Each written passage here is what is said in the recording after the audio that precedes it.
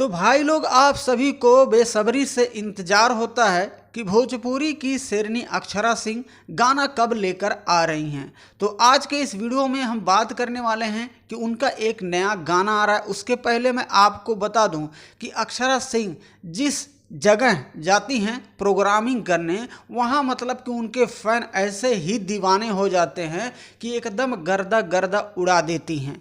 तो भाई लोग, कुछ ही घंटे पहले ही सोशल मीडिया द्वारा इनके गाने का पोस्टर शेयर किया गया है, जो कि आप लोग स्क्रीन पे पोस्टर देख रहे होंगे, जिस गाने का टाइटल होगा रील वाला। रील वाला गाने का टाइटल क्यों रखा गया है, मैं आप सभी को बता दूं कि इन दिनों पूरे सोशल मीडिया पे जहां भी देखो, आप जिस घर में भी देखो, रील बना रहे हैं। इस वजह से इनके गाने का टाइटल पड़ गया होगा रील वाला। इस वीडियो में फैड करेंगी अक्षरा सिंह खुद और विशाल सिंह इनके साथ में होंगे। इस वीडियो के डायरेक्टर होंगे रवि पंडित, म्यूजिक डायरेक्टर हैं रोशन सिंह। इस गाने के राइटर हो सकता है रोशन सिंह जी ही ने इसको लिखा ही होगा।